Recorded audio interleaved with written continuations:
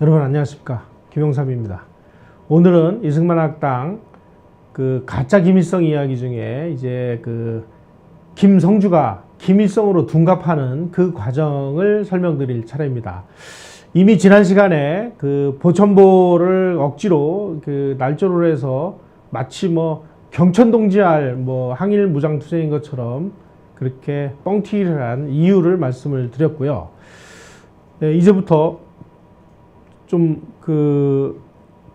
또 한 명의 이제 김일성이 등장을 합니다. 아까 지난번 시간에 말씀드린 보천보를 지휘한 그 김일성이가 그때서부터 몇 개월 후에 그 사살을 당합니다.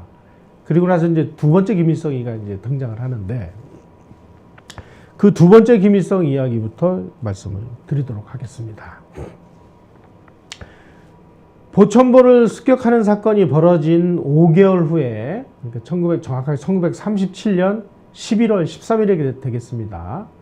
이 김성주가 무송현 양목정자 산중에서 만주군에게 사살이 됩니다. 그리고 나서 그 김일성이라는 자가 지휘했던 이 부대가 아주 잠잠해집니다. 그러다가 1938년 봄부터, 그러니까 그 이후로 한 4개월 정도 지난 시점입니다. 활발하게 활동을 개시합니다. 그때 이제 일본군 그 정보부대에서 정보를 입수한 결과 첫 번째 김일성이 사살된 다음에 두 번째로 소련에서 새로운 그 김일성이라는 이름을 쓰는 그 한인이 파견돼서 김일성의 이름을 이어받아서 부대를 지휘하고 있다라는 사실이 밝혀졌습니다.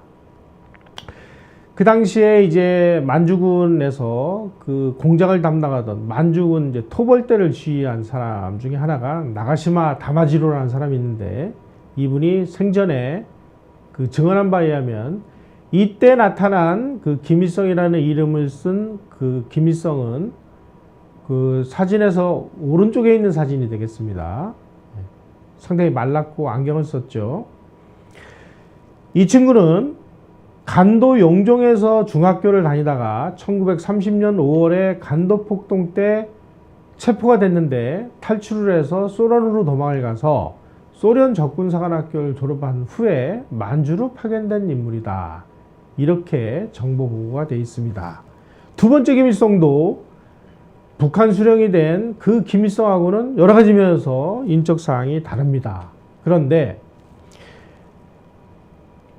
이 김성주 그 첫 번째 그 보천보 습격을 지휘한 사람도 김성주하고 나이도 다르고 고향도 다르고 학력도 다르고, 두 번째 나타난 이 김일성도 나이도 다르고 학력도 다르고 더군다나 소련 적군사관학교를 나온 사람이고, 자 그러면 그 시절에 진짜 김성주는 어디 있었을까 하는 의문이 생깁니다. 그 김성주의 행적은 그 동생 김영주라는 친구를 통해서 우리가 살펴볼 수 있습니다. 김성주의 동생이 김영주인데, 이 친구도 동북항일연군 산하에 소년 유격대원으로 활동하던 중에 토벌대에게 체포가 됐습니다. 그 당시에 이 만주에서 이런 토벌대들이 뭐 여성 대원이라든지 어린애들을 붙잡으면 사살하지 않고 그 주위에 있는 그 조선 사람들에게 맡겨가지고 이 친구들이 다시는 이런 빨치산 활동을 하지 않도록 계도하는 그런 그 일들이 많았다고 합니다. 이때 그 안도연의 치안대장 이도선이라는 사람이 이 김영주를 데려다가 아들처럼 이제 키웠는데, 이때 이 김영주라는 친구가 자기의 인적 사항을 다음과 같이 얘기했습니다. 부모는 죽었고 큰형이 김성주가 되겠죠. 큰형을 따라서 동북항일연군에서 소년대원으로 활동하다가 체포가 됐다. 바로 이 동생 김영주의 증언에 의하면 큰형 김성주는 동북항일연군의 유격대원으로 활동을 했다. 그리고 김일성이 운영하던 부대에 소속돼 있었다라는 사실을 우리가 알 수 있습니다. 아마 그러니까 김성주도 동북항일연군에서 뭐 지휘관 역할을 했는지 아닌지는 분명치 않습니다만은 동북항일연군 어디에선가 활동을 하고 있었을 가능성은 상당히 높다. 우리는 이렇게 봐야 될 것 같습니다. 문제는 두 번째 나타난 이 김일성이가 토벌에 밀려서 소련령으로 도주를 하게 되는데, 그때 북한 세력에 된 김성주도 같이 소련으로 탈출을 하게 된다는 사실입니다. 그래서 1940년 12월에 소련령으로 탈출을 해서 이 두 번째 김일성은 그 오케안스카야 야영학교 교장으로서, 왜냐하면 이 친구는 적군사관학교 출신이니까 뭐 소련말도 좀 잘했겠죠. 1944년에 폐결핵으로 사망했다라는 것이 이 김성주의 일대기를 추적을 한 이명영 교수의 연구 결과입니다.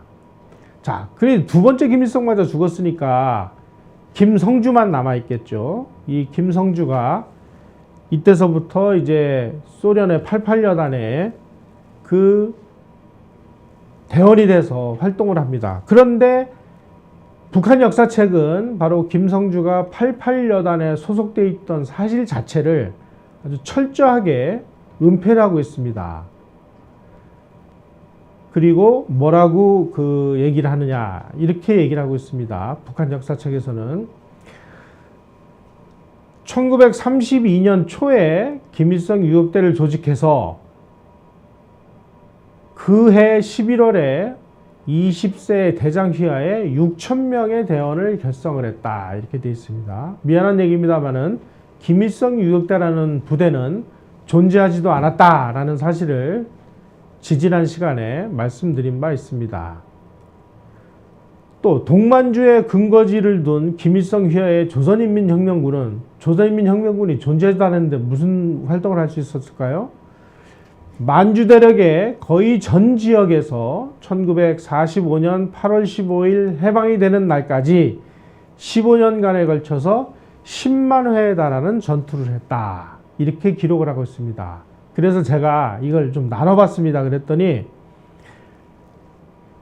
모든 전투에서 단 한 번도 패한 적이 없고, 그리고 6만여 명의 적을 살상 내지 포로로 잡았다. 이렇게 북한 역사에 기록을 하고 있습니다.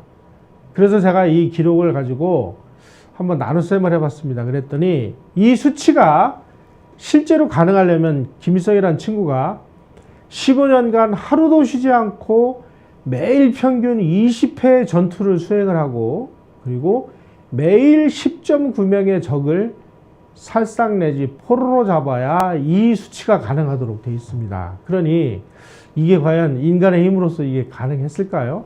그러니까 애초에 이런 기록들은 사실일 수가 없는데, 어쨌든 하여간 뭐 역사를 날조하고 열심히 날조하다 보니까 뭐 이런 기록이 나온 거 아닌가 하는 생각이 듭니다. 자, 그래서 이 그 김성주라는 친구가 88 정찰여단에서 소련군으로부터 이 소위 말하는 특수훈련을 받게 됩니다. 그런데 이제 1945년에 일본이 항복을 하고, 그리고 소련이 이제 그 대일전에 참전을 해서 북한 지역을 이제 그 점령을 했습니다. 그래서 점령지를 통치하기 위해서 고민하다 보니까 자기네들이 직접 통치하는 것보다는 뭔가 자기네들의 말을 잘 듣는 대리인을 내세워서, 대리인은 조선 사람을 대리인으로 내세우는 게 좋겠죠. 그렇게 해서 자기네들이 그 목표했던 소련의 위성 공산 정권을 수립하는 게 좋겠다. 그러면 누구를 내세우는 게 좋으냐 해가지고 여러 루트를 통해서 후보를 찾게 됐습니다. 그러던 중에 88 정찰여단에서 김성주라는 친구가 있다는 사실을 발견했습니다. 그래서 이 소련군정 사령부 첩보국하고 특수선동부가 김성주의 중국 공산당 입당과 활동상황, 빨치산 운동 등 여러 가지 신상조사를 한 결과 이런 결과가 나왔다고 합니다. 본명은 김성주고 만주에서 항일 빨치산 운동을 한 것은 사실이지만 그가 어떤 공적을 세웠는지에 대해서는 근거를 못 찾았다. 쉽게 얘기하면은 공적이 별로 없었으니까 근거를 못 찾았겠죠. 그래서 이 친구를 자기네들 대리인으로 내세우면 어쩐가 해서 베리아라는 사람이 이 친구를 이제 스탈린에게 추천합니다. 추천하면서 보니까 문제의 그 보천보 습격을 해서 유명해진 그 김일성의 본명이 김성주인데 그 이룰성자의 기둘성자라는 그 김성주와 북한 수령에 된 김성주가 한자는 다르지만 한글 발음이 같다는 사실을 발견을 하고 여기서 뭐 나이 차이라든지 이런 걸 다 무시를 하고 자기네들이 훈련시킨 이 88여단 소속의 이 친구를 북한의 최고 지도자 후보로 스탈린에게 추천을 합니다. 그러니까 스탈린이 어느 날 그러면은 그 친구 한번 좀 데리고 와봐라. 그래서 스탈린이 4시간에 걸쳐서 모스크바에서 면접을 보고 면접을 본 결과 이 친구 괜찮으니까 앞으로 이 친구를 북한으로 들여보내서 얘를 중심으로 소련 위성 공산국가를 수립을 해라. 이렇게 지시를 한 기록이 나옵니다. 그래서 제가 하도 궁금해가지고 그 황장엽 선생이 그 한국으로 망명을 했을 때 제가 황장엽 선생한테 한번 여쭤봤습니다. 아니 황 선생이 김일성하고 굉장히 친한 관계 아니었습니까? 그랬지. 김일성이가 보천보 전투라든지 한일 무장투쟁이라든지 이런 거를 했다는 기록을 보면 이게 완전히 좀 날조되고 엉터리 같은데 혹시 황 선생님은 그와 관련된 내용에 대해서 김일성하고 혹시 대화를 한 내용이 있습니까? 그랬더니 자기도 궁금해서 그걸 한번 물어봤다는 거예요. 그래서 요것은 황 선생이 직접 한 얘기입니다. 김일성에 대해서 그 김일성 수령님 진짜 항일 투쟁을 하셨습니까? 이렇게 황장엽이가 물었더니 김일성이가 이렇게 답변을 했다고 합니다. 우리가 만주에서 무장투쟁을 크게 한 것은 없지만 조금이라도 한 것이 안 한 것보다는 나은 거 아니냐. 그런데 왜 자꾸 그거를 깎아내리려고 하는지 모르겠다. 이렇게 토론을 했다고 합니다. 아까 보천보 때 말씀을 드렸듯이 이거 뭐 자기네들이 보천보라는 게 없으면 중국을 위해서 투쟁한 것밖에 안 되지 않습니까? 그래서 김일성이는 후에 뭐라고 또 거짓말을 하느냐. 내가 보천보에서 조국 진공 작전을 지휘한 것처럼 사실은 만주에서 투쟁을 한 게 아니라 백두산을 근거로 해서 백두산에서 미령을 짓고 비밀 아지트를 져서 항일 무장투쟁을 했다. 그래서 우리가 그때 무장투쟁을 한 근거가 있으니 그 미령을 찾아내라. 그래가지고 조사단을 보냅니다. 근데 조사단이 미령을 찾아서 3개월을 백두산 일대를 샅샅이 뒤졌는지 미령이 어딨습니까? 다 만주에서 활동을 했지. 그래서 이제 못 찾고 돌아오니까 김일성이가 그러면 내가 찾지. 그러면서 백두산으로 직접 가가지고 아주 경치 좋고 물 밝은 지역에 바로 여기가 미령터야. 그렇게 지적을 해서 거기다가 가짜 미령을 만들고 하바롭스크에서 김정일이가 태어났는데 백두산 미령에서 태어났다고 날조를 해서 역사책을 엉터리로 만들었습니다. 그리고 바로 그 뒤에다가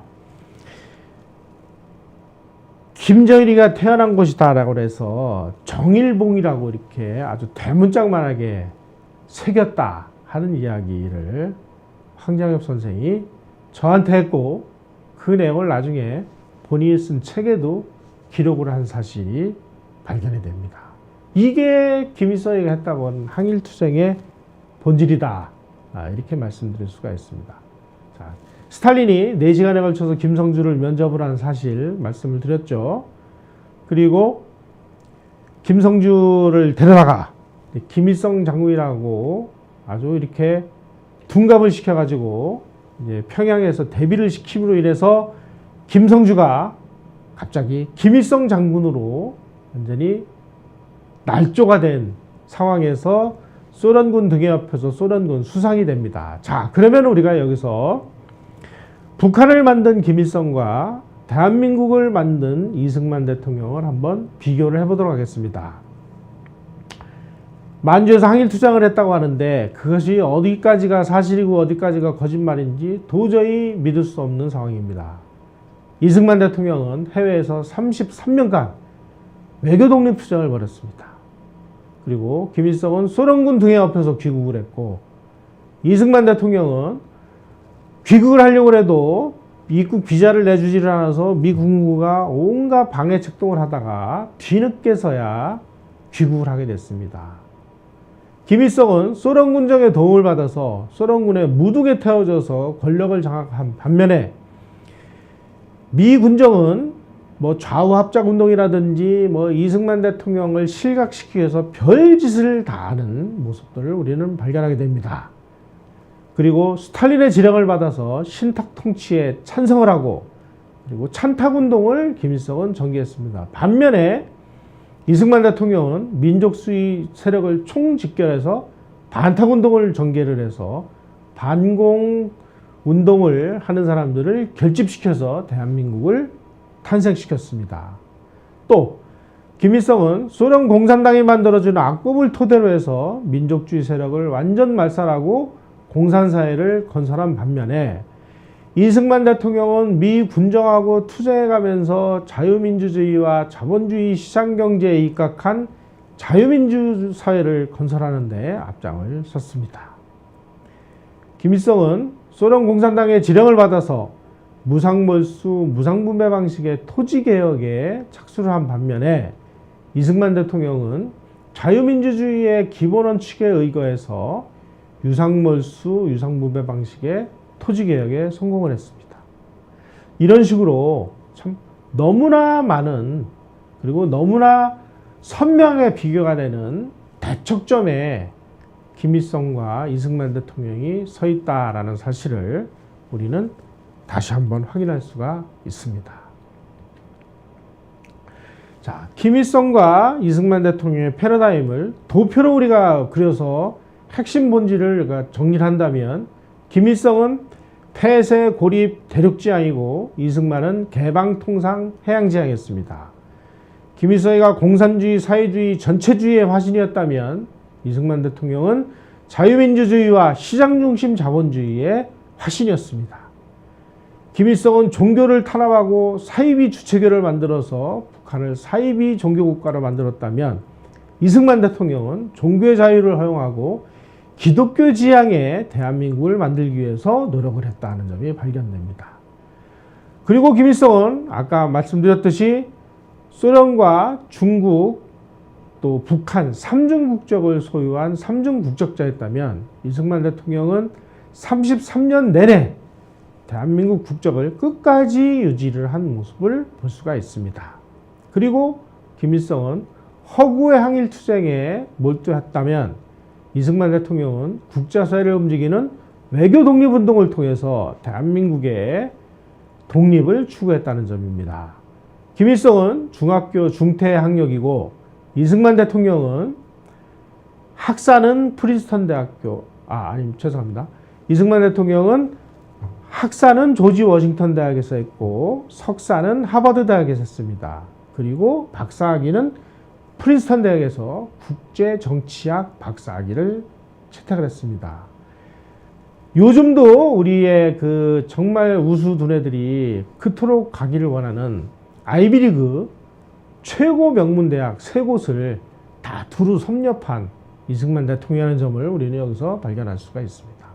그리고 김일성은 자력갱생, 교류단절, 폐쇄, 쇄국이었다면 이승만 대통령은 무역, 세계시장, 그리고 세계와의 인적 교류를 주장하셨습니다. 그리고 김일성은 국민들을 뜯어먹는 그야말로 유격대 국가를 만들었다면 이승만 대통령은 문명계와 부국강병, 그리고 국민의 삶의 질의 향상을 위해서 불철주야 노력하셨습니다. 자, 마지막으로 김일성은 항일 반미 빼면 쓰러지는 나라였다면 이승만 대통령은 국리민복을 추구하는 그런 대한민국을 만드셨습니다. 여러분들 어떻습니까? 지금 우리가 김일성이 체험한 만주, 이 만주라는 점은 정말 우리가 흥미진진합니다. 김일성, 그러니까 김성주였겠죠. 김성주는 그 당시에 중국 공산당 산하의 동북 항일연군 소속되어 있는 빨치산으로서 그냥 뭐 도망다니면서 여기저기 도망다니면서 그 동네 주민들 등이나 쳐먹는 이런 활동으로 만주에서 생존을 획득을 했습니다. 반면에 그 시절에 만주로 간 또 일단의 사람들이 있었습니다. 예를 들면 박정희 대통령, 정일권 국무총리, 그리고 백선엽 장군, 최규하 국무총리, 최남선, 강영훈 총리 이런 분들이 만주군과학교를 나오고 그리고 만주국에서 관리가 될 수 있는 만주 건국대학을 나와서 만주에서 군인으로 활동하고 장교로 활동하고 그리고 만주국의 운영에 참여한 공무원으로서 활동을 했습니다. 이분들이 바로 만주에서 벌어지는 아주 어마어마한 규모의 산업개발 경험을 그대로 전수해 와서 본인들이 집권을 해서 바로 만주의 산업개발 계획을 대한민국에 접목을 시켜서 경제개발 5개년 계획이라는 것을 만들었습니다. 만주에도 동일한 이름의 산업개발 5개년 계획이 존재를 했고 또 대한민국에도 경제개발 5개년 계획이라는 것이 존재를 했습니다. 바로 만주에서의 경험이 북한은 김일성이라는 인간을 통해서 그야말로 유격대 국가 그 동네 주민들을 뜯어먹고 사는 깡패 국가를 만드는 반면에 대한민국은 세계와 교류를 하는 개방 통상 국가를 만드는 그런 원형적인 모델을 한국에다가 선사를 한 것입니다. 따라서 우리가 오늘날 북한을 볼 때 북한은 항일 빼면 쓰러지는 나라가 됐습니다. 심지어 오죽했으면 와다하루키라는 그 학자는 북한은 유격대 국가다 이렇게 정의까지 했습니다. 유격대 국가라는 건 뭡니까? 그냥 토벌대 밀려서 도망다니고 그 일대 사람들 뜯어먹는 이런 유형의 그런 국가였다는 뜻입니다. 오늘날 북한의 모습, 저 김일성 그 부자들 아들에 이어서 손자가 지금 무슨 장군 어쩌고 해가면서 통치를 하는 저 북한이 항일 빼면 쓰러지는 나라 아닙니까? 오늘날은 항일 자리에 반미라는 것을 갖다 놓고 일제 대신 미제라는 것을 갖다 놓고 똑같이 유격대 국가시로 북한을 쥐어짜고 앉아있는 이 모습을 보면서 참 김일성이라는 인간이 만주에서 배워온 게 저거밖에 안 되나 하는 참 한심한 생각을 하게 됩니다. 우리가 지금 파악을 한 이 김일성이라는 존재와 우리 교과서에 실려있는 보천보 전투를 지휘한 이 황당무계한 김일성이라는 존재와 얼마나 차이가 많이 나는지 여러분 지금 북한이 주장하는 그 친북 민중사관이라는 이 허울이 남한에까지 그대로 밀려와서 우리 교과서에 실려서 우리 아이들의 그 학교에서의 교육에 지금도 활용되고 있다는 사실을 한번 생각을 해 보십시오. 하도 어이없는 일들이 벌어져서 제가 여기 들고 있는 김일성 신화의 진실이라는 책을 썼습니다. 너무나 쓸 얘기가 많아서 이게 좀 내용이 두껍습니다. 거의 100의 수준의 책이 됐는데 혹시라도 김일성이라는 이 마취제 같은 그 거짓 세계에서 우리가 벗어나기 위해서 더 공부가 필요하신 분은 김일성 신화의 진실 이 책을 한번 보시면 제가 오늘 소개드린 이런 내용들이 아주 자세하게 나와 있습니다. 우리 이런 사실관계 추적을 통해서 더 이상 북한의 저 가짜 선전선동에 속아 넘어가지 않고 여러분들이 알고 있는 진짜 김일성을 통해서 우리의 이 잘못된 위선과 사기극을 바로잡는 데 힘을 보태주시기를 간절히 바라면서 제 강의를 마치도록 하겠습니다. 고맙습니다, 여러분.